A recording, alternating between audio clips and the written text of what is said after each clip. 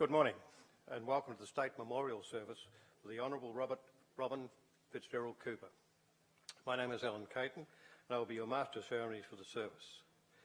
Today's State Memorial is being held on the lands of the Bunurong people who are acknowledged as the traditional owners. Respects are paid to their elders, past and present, and Aboriginal elders of other communities who may be here today. I would like to acknowledge Robin's family, his wife Jennifer, his son Jeremy, her daughter Anna. I acknowledge too the dignitaries who join us today to pay their respects to Robin. Representing Her Excellency, the Governor, the Honourable Linda Dessau, Governor of Victoria, Superintendent Wayne Newman. Former Premiers of Victoria, the Honourable Dennis Napthine, the Honourable Jeff Kennett. Mr Stephen Demopoulos, representing the Honourable Daniel Andrews, Premier of Victoria. Mr David Southwick, Deputy Leader of the Liberal Party. Mr David Morris, Member for Mornington.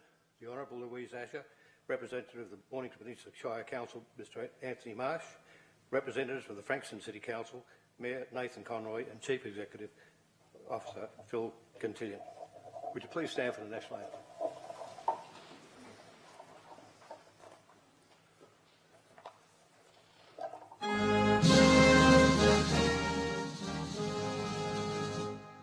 Australians, oh, let us rejoice, for we are one and free. We've golden soil and wealth for toil, our home is girt by sea. Our land abounds in nature's gifts, all beauty rich and rare. In history's page let every stage advance Australia fair.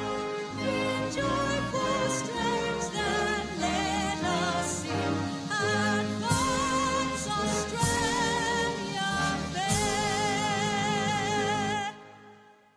Thank you. Please be seated.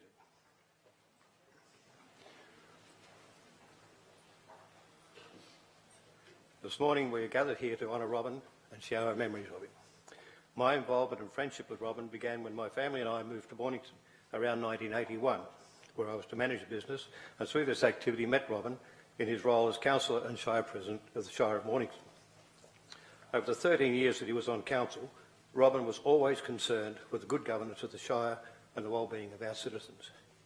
Always approachable, he possessed a good ear for listening and then acting for their benefit. A long time associated with his late friend and fellow councillor, Michael Blythe, provided much stability for this rapidly expanding Shire with its town, country and seaside activities. The local joke was that the roles of the dynamic duo had been reversed, with Robin as the Cape Crusader and Michael as his loyal sidekick Batman. They were quite a team.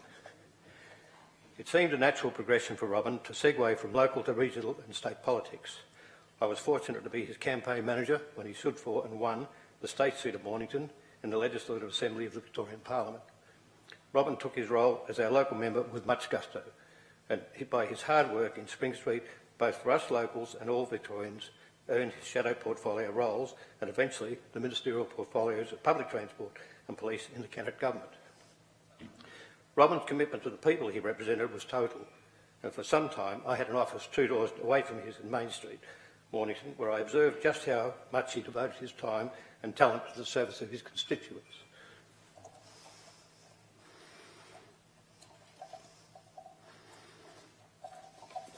Boris Johnson moment. Even in opposition, he didn't back off in his commitment and continued his involvement without thought of resting on his past record of public service.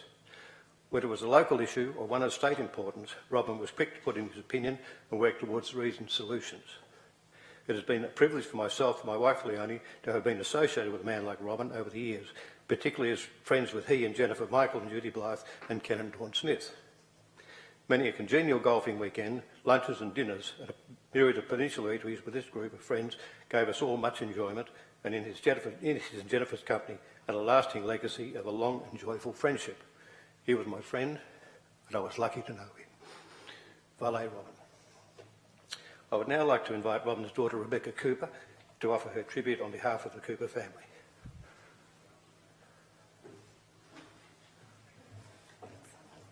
Okay, I might just move. Else. Hello. I'm Rebecca, the eldest of Robin's 3 children. On behalf of my mother, Jennifer, and my brother and sister, Jeremy and Anna, thank you all for coming today to celebrate my father's rich and happy life. In St Kilda on Anzac Day 1936, Dad was born of beer and bricks. On his mother's side, the Fitzgeralds established the Castlemaine Brewery in Castlemaine during the 1850s. His great-granduncle, Nicholas Fitzgerald, was also the MLC for the Northwestern, then North Central province. He served in that role for 44 years until 1908. But during that time, I think it was still a gentleman's chamber back then, he had a bit of time on his hands. So he and his brother Edward decided to expand the family brewery, and they bought a failing distillery in Milton, Brisbane, continuing the name Castlemaine. Their first beer was named Triple X Pale Ale, the first incarnation of what we now know as 4X beer. There have been many owners since of the Castlemaine Brewery, which still stands on the original plot at 185 Milton Road, and it's currently owned by the Lion Group. But in the crazy 1980s, Alan Bond paid $1.2 billion for the business. And while Dad often said he had few regrets, he did wish the family had retained even a tiny percentage when Bondy turned up. On his father's side, the Coopers were builders. My grandfather Bob worked in the family business founded by his father Walter, who was one of the prominent master builders during the Depression and the post-Depression eras. The most important of his buildings, the Manchester Unity, still stands proudly in Melbourne's skyline and was a source of great pride for Dad and indeed all of us. It was commissioned straight after the Depression to reinvigorate Melbourne, which was still hobbled by the Depression, and its very construction became entertainment for great crowds who flocked to watch its rapid development. Workers did 8-hour shifts around the clock, and my grandfather told us stories of them completing a level each week. When the building was completed in November 1932, it had set records for efficiency of construction which remain unbroken to this day. We would be taken as children on all our trips to town into the grand lobby, as my father had been taken by his father, and he would proudly point out his grandfather's name on the honour board. Dad was the youngest of 3, growing up in a pretty strict Catholic family. He was christened Robert, but his mother, Joyce, soon declared that he was to be known as Robin. She didn't want him to be known as Little Bob or Bob Jr. Dad and his older brother John went to Xavier, but it's fair to say that John probably enjoyed his school days a little bit more than Dad. He had to go on board at the age of 5 when the family moved from Elwood to their new home in Shakespeare Grove, Hawthorn. His earliest days at school were pretty lonely and pretty terrifying for a 5-year-old, and those experiences later really coloured his view, not of faith and spirituality, but of organised religion or indeed any sort of rigid or prescriptive groupthink. He remained stubbornly lapsed right till the end, but it was those early experiences that formed his small L liberalism and his belief in the separation of powers and that the rights of the individual be paramount. His first job was as a cadet for the Age newspaper, which was then in Collins Street. Who knows how his life may have panned out had he not been called up for national service. But after his term, he never returned to journalism. Instead, he went back to bricks and worked in the building industry really right up until he entered politics.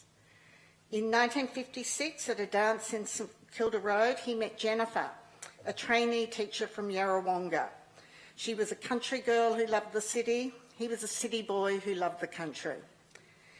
He took her to the Melbourne Olympics on one of their first dates, and their mum was posted out to Yarram to teach in 1958, and they survived the rigours of a long-distance relationship.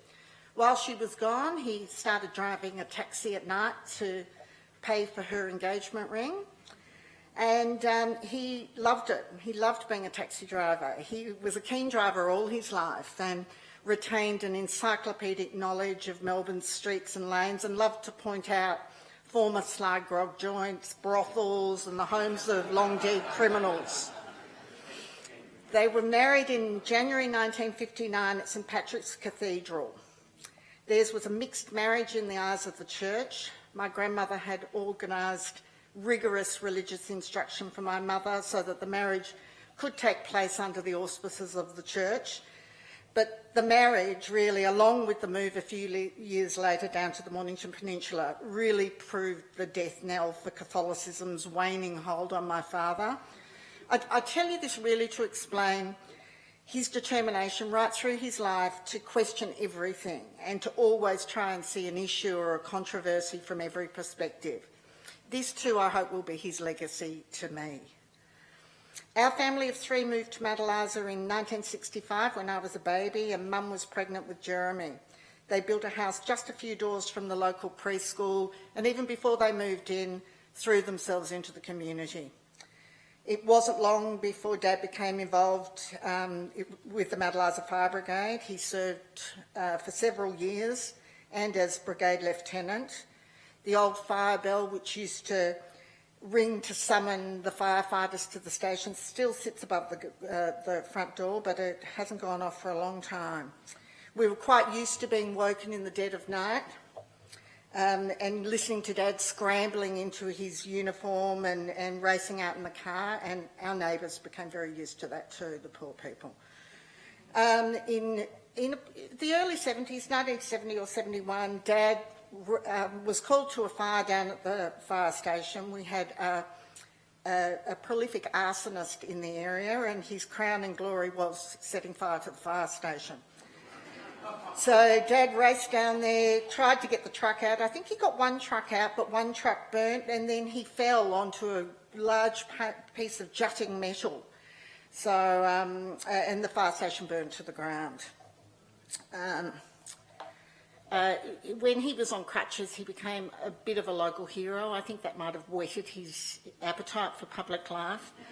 There were quite a few stories about him in the local papers, and he came to my grade 2 class at Madalasa Primary.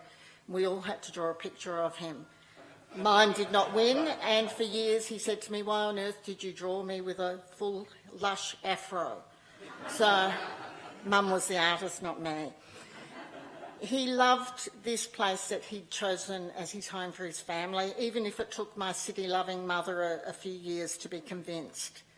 Their third child, my sister Anna, was born in 1968, and by the early 1970s, Dad was forming a lot of strong opinions about appropriate development on the peninsula and the need to protect the green wedge zones that so characterise our area. He decided to get involved, and in 1972 was elected to the Mornington Council, where he served, including as chair-president, till 1985, when he was elected to the Legislative Assembly, representing the seat of Mornington for the State Parliament of Victoria. Back then, members of council served voluntarily and not even out-of-pocket expenses were covered. It took a lot of time and personal resources to do the job, but Dad considered it a privilege to serve and threw himself into that job. The phone would ring at all hours of night. Weekends and time off became very rare. We couldn't go out for dinner without people coming up with some problem about the garbage collection or anything, but he was never rude. Well, I may have been rude, but he was never rude. By the end of the 70s, which was quite a turbulent period in Australian politics, he became more and more interested in pursuing a political career. It was the fledgling Australian Democrats, just established by Don Chipp in 1977, which came offering their endorsement first. He definitely listened to them, but back then, minor parties and independents didn't have the power that they have today, and he wanted to make a contribution inside a structure where he could make a difference. He sparked the interest of the Labor Party as well, but eventually it was the former Federal Treasurer, Philip Lynch, and the former President of the Legislative Council, Alan Hunt, who convinced him to join the Liberal Party. In 1985, he won the seat of Mornington, marginally on a knife edge at the time. He held that seat for 21 years and built it into a safe seat. His his political career was rooted in and based on community. As much as he enjoyed and relished the extra responsibilities of ministerial office, he never ever forgot that his main job was representing the people who elected him. While a minister, his Sundays would begin before 6 a.m. He'd sit in his office, sometimes all day, till caught up with the electorate business. He never resented the Rotary, Lions, Fire Brigade dinners, crowning Miss Hastings, welcoming delegations of concerned voters and community groups. Every part of his electorate was important to him. He loved French Island, even though less than 100 voters were registered, but that's probably because he got 100% of the vote there. Dad was happiest when he was working to help others. This did not stop when he retired from the Parliament in 2006. He became involved with the Mornington Information and Community Centre, which really works at the coalface, assisting those who tend to fall through the cracks. He was passionate about programs to combat social isolation and homelessness. He was shocked to learn that the majority of homeless down here on the peninsula are women and children, and that our area has a greater than the average problem with social isolation, particularly among males and across all age groups. As in the beginning of his career in public life, it was the people of this area who inspired him to keep contributing for as long as he was able. He only resigned from the committee 2 months ago and was touched by the genuine regret and warm wishes with which this was met. It's fair to say, however, and this is not unique to my father, that this career which so fulfilled him would not have been even half as successful without my mother by his side. They really were a well-oiled team, and in a month would have celebrated their 63rd wedding anniversary. Keeping all of the balls in the air was her job, and while life had its fair share of challenges, they were also very happy and fulfilling times. He loved telling a story, sharing a joke, having a laugh. So many of you have told me how much you'll miss his sense of humour. He was an unapologetic mixture of high and lowbrow. He enjoyed the theatre, the ballet, the opera, but he could watch animal videos on YouTube for hours. He loved a Macca's cheeseburger, but his favourite tipple was a wickedly expensive and very hard to find cognac called Cohiba, which he discovered on a family trip to southwestern France. We are all a family of animal lovers, but Dad was by far the chief cheerleader. He loved them all, even the fake animals like Pluck a Duck. But dogs were his outright favourite. He loved our family dogs, he loved my dogs. If he knew you, he would have loved your dog as well. He would cross a busy road to greet a stranger's dog, and his favourite movie was Beethoven, not the composer, the St Bernard dog. His second favourite movie was, you guessed it, Beethoven 2. Our house was always full of music. Dad's tastes were right across the spectrum. He loved the great composers, but just as much he loved Barry White and Led Zeppelin, Fleetwood Mac, Queen, ABBA. One night the three of us kids took Mum and Dad to dinner in town after Parliament had risen, and then we surprised them with tickets to Neil Diamond. But we wouldn't hand Dad's ticket over until he solemnly swore to us he would not scream out "Good Lord" in the middle of the concert, and there was to be no fist pumping or pelvic thrusting either. He promised, but he did not honour that promise. I don't think any of us really expected him to. And now to the last few years. Many of you have asked what it was that caused his death. I'm surprised, actually, at the shock that many of you have expressed at the passing of an 85-year-old man. But we always expected him to improve and to be home by Christmas too, so maybe it's understandable. About 4 years ago, Dad started experiencing weakness on his left side, complaining that his foot felt numb, causing him to be very cautious when he was walking. He went to the doctor. He was good. He always went to the doctor if there was even the most minor thing wrong. And he was told it was a waiting game, just to wait it out and everything would correct itself. We were at my Aunt Audrey's funeral in early 2018, and I saw him really struggling to try and make his foot cooperate. I was on high alert thinking he was going to fall. It was his physiotherapist who really pushed, and we will be forever grateful to him that he pushed for the scans and the tests, which revealed a softball-sized brain tumour right at the top of his brain, right at the top of his head. Yes, it was very serious, but as far as brain tumours go, one of the best types to have. It was successfully removed and a course of radiation treatment followed, along with physical rehab to strengthen his affected side. But full physical health never really returned. His movement was increasingly hesitant and he started falling. It sounds so benign, just a fall, but this last fall back in August really did a lot of damage. And the timing was terrible. It happened just days before this last long lockdown started. And, you know, we're not whinging. This is not an uncommon story or a complaint. We understand that measures have to be taken to protect the sick and the weak and the vulnerable. But this damage and hurt that is caused by forced isolation from family and friends, it really doesn't contribute to good health outcomes. We see it as definitely a contributing factor in his decline and his eventual death. After many phone calls and emails, we were lucky that we got Mum in to see him every day. She could go and visit him, but we didn't see him until his last day, and it was then that I could see he had nothing left with which to fight.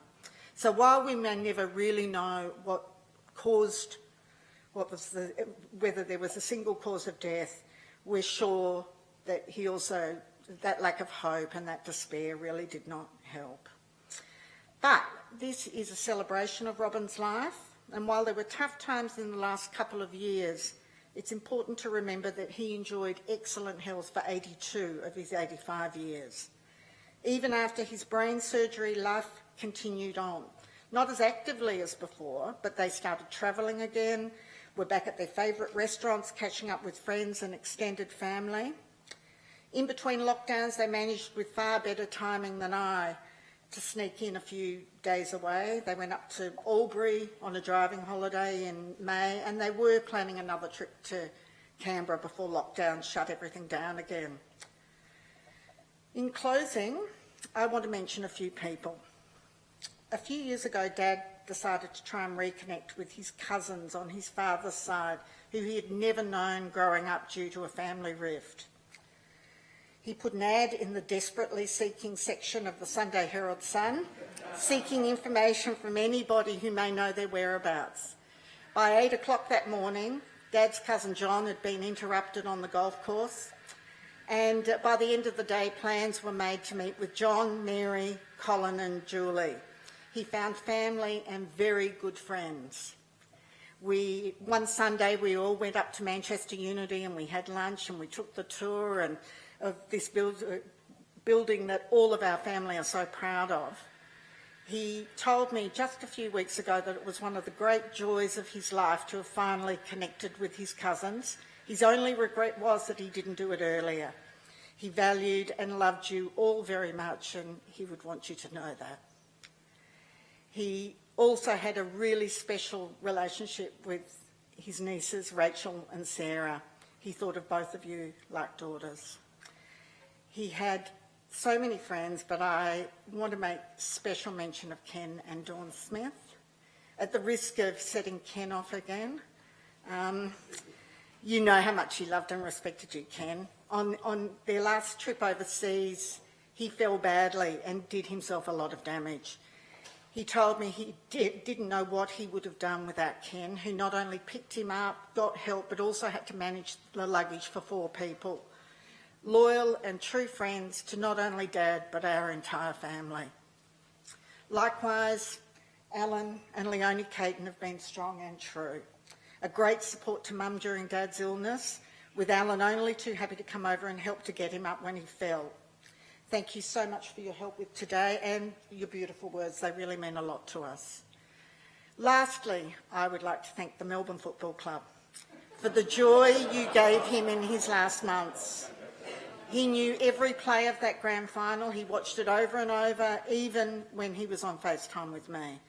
I'd be telling him something and I'd hear him telling Petrarca and Oliver to get up to the goal. I really didn't mind, as it had been the longest wait, and I'm just so grateful for his happiness through such a tough time.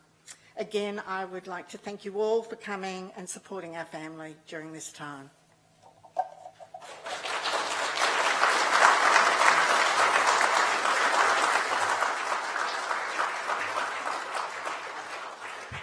Thank you, Rebecca.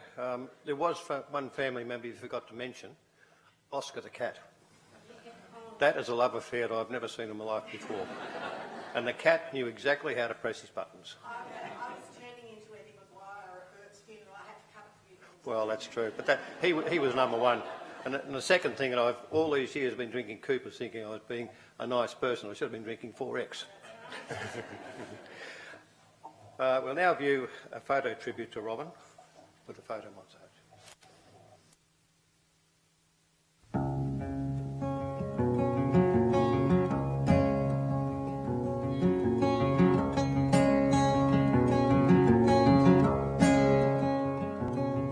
Come down off your throne, leave your body alone. Somebody's got to change, yes, yes. You are the reason I have been waiting for so long. Somebody holds the key, it ain't me.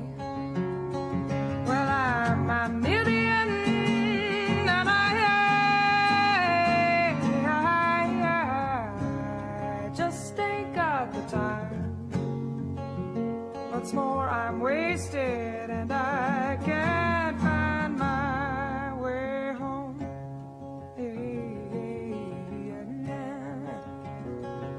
Come down on your own, leave your money at home.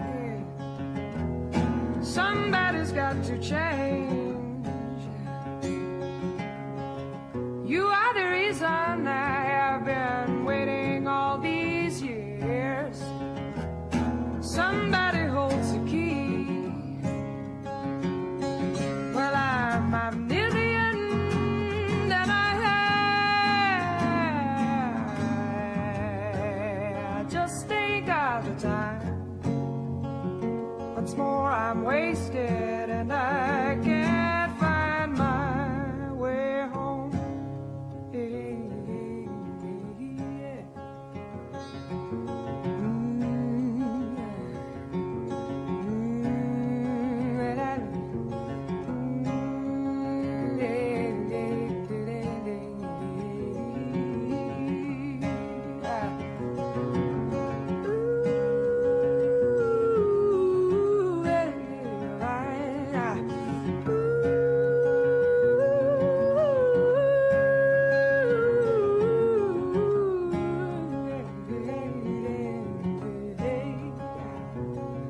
Come down off your throne, leave your body alone. Somebody's got to change, yes, yes. You are the reason I have been waiting for so long. Somebody holds the key, it ain't me. Well, I'm a million and I just ain't got the time. What's more, I'm wasted and I can't find my way home. What's more, I'm wasted and I can't find my way home. What's more, I'm wasted and I can't find my way home.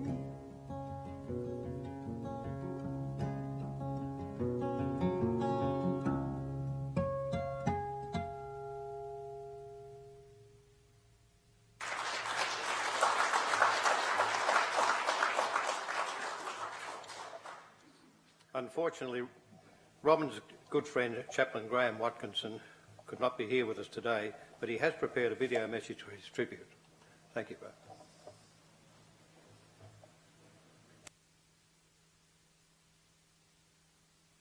I count it as an honour to be asked to speak at this funeral service for Robin Cooper, a man that I admired. I first met Robin and Ken Smith in 1992. I was a parish minister down in Westernport and was concerned that a number of people, because of their chosen vocation, were doing it hard. Police officers, ambos, fireys and politicians. With the police and the fireys and the ambos, I could get around and see them, but how was I going to help the politicians? I discovered that Robin Cooper and Ken Smith were the two politicians I should contact, and I did. And I said, I'd like you to turn up to the very last unit in the Hastings Motel, and I would provide lunch. So I contacted the motel, and they would keep the last unit there free on a monthly basis for me. And blow me down, both men decided to come. I didn't know them, and I met them at the door of the unit and asked them to turn their pages off, and they just looked, and then I had to explain what we were going to do.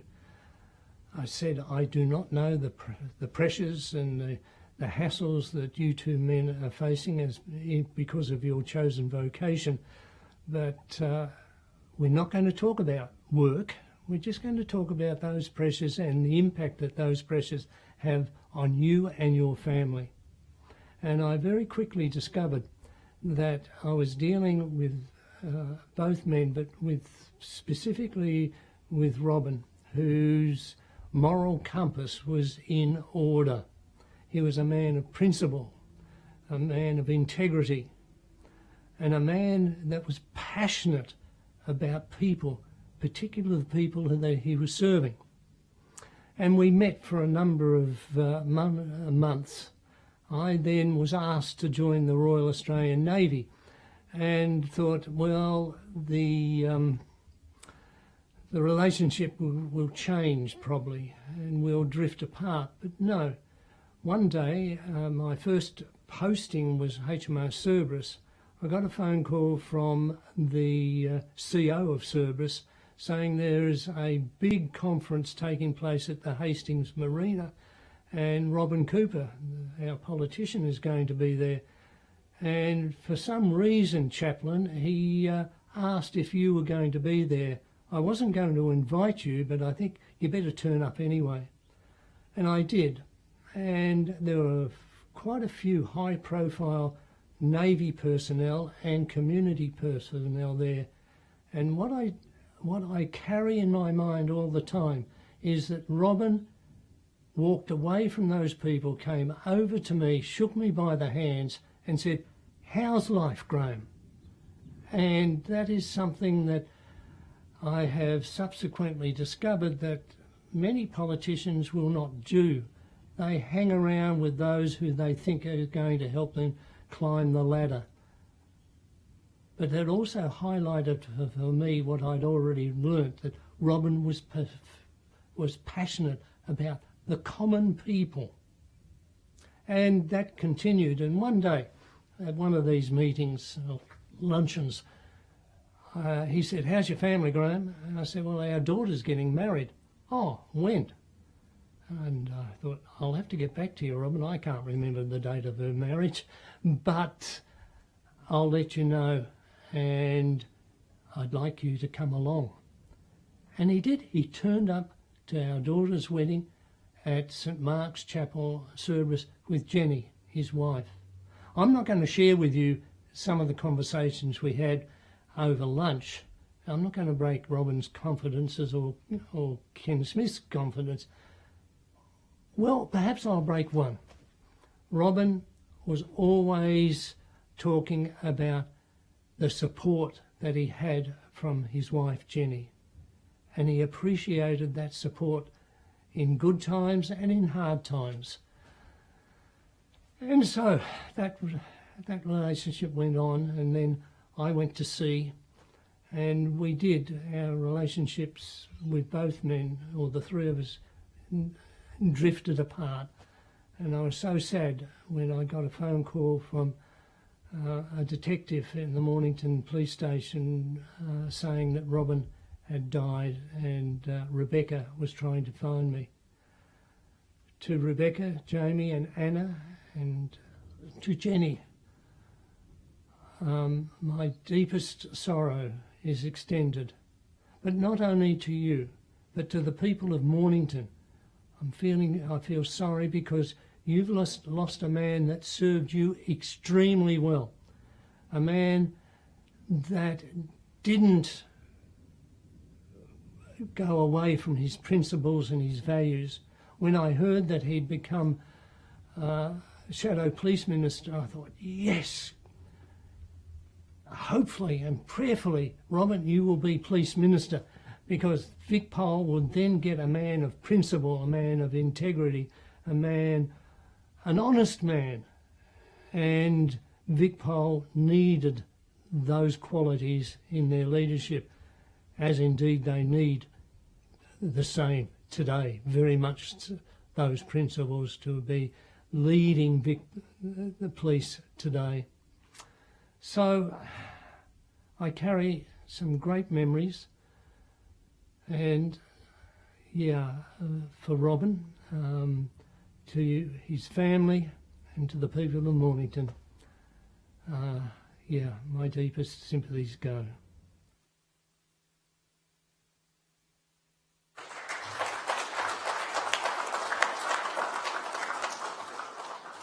Thank you, Graham. I guess that reinforces what a lot of us think about Robin's time with us. The family has also prepared a second tribute to Robin's life with another photo montage. Hopefully Oscar's in this one.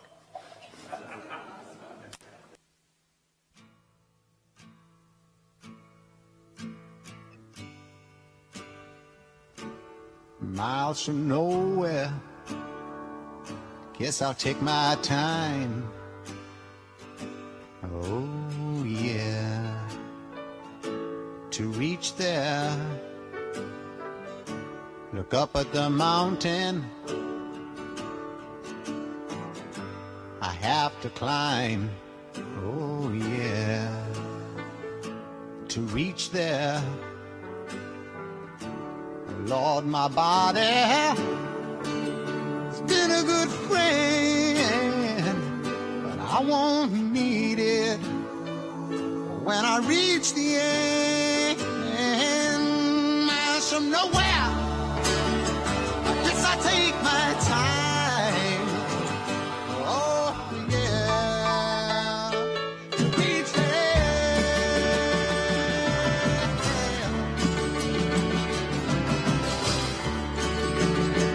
I creep through the valleys and I go through the woods, 'cause I know when I find my honey, it's gonna make me feel good. Yes, I love everything, so don't it make you feel sad? 'Cause I'll bring to you, my baby, I'll think to that, I'll think to that.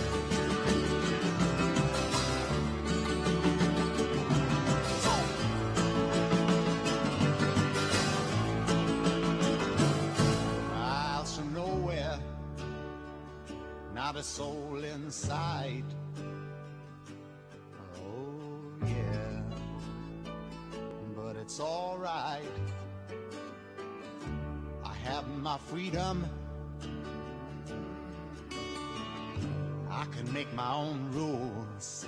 Oh yeah, the ones that I choose. Lord, my body has been a good friend, but I won't need it when I reach the end.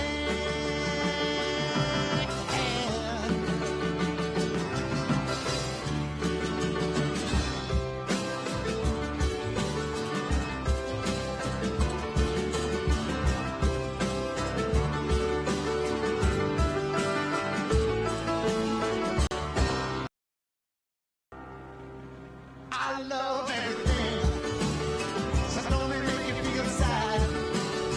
'Cause I'll bring to you, my baby, I'll think to that,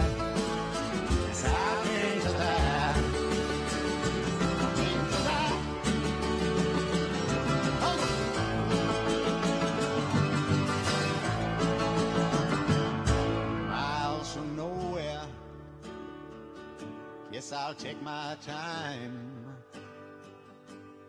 Oh, yeah. To reach there.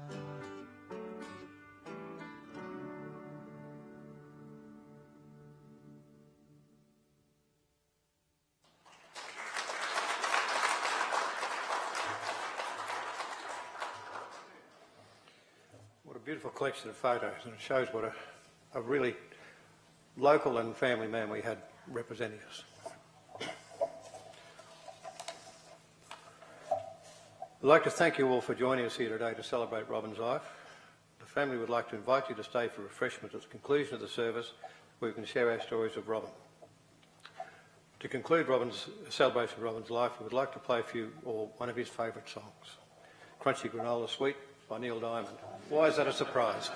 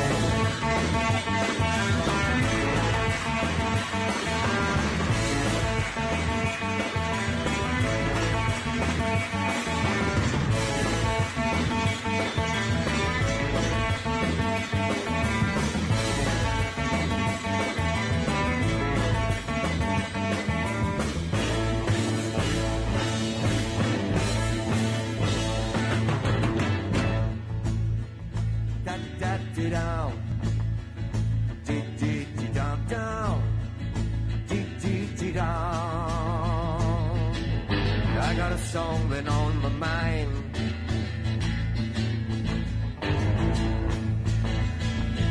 And the tune can be sung and the words all rhyme. Diddly-dee-dee-dee-dee-dee-dee-dee-dee-doo. And it don't say much and it won't offend. If you sing it in school, they're liable to send you home. Never knowing what you're growing, and you're growing your own tree. Good Lord!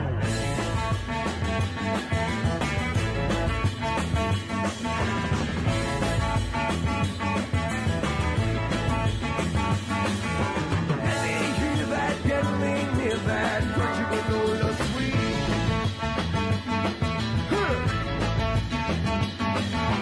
Stop your drinking, stop your drinking, crunchy granola niche. Hey! Man out. All right. Come on. Dee-dee-dee-do. Dee-dee-dee-do. Dee-dee-dee-do. I know a man was out of touch.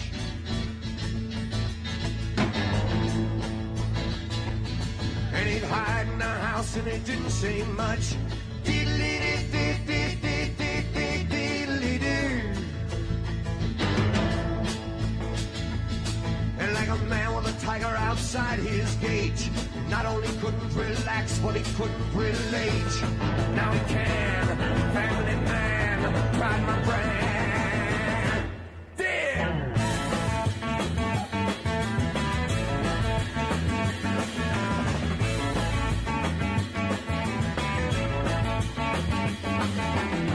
Let me hear that, get me near that, crunchy granola sweet. Stop your drinking, stop your drinking, crunchy granola meat.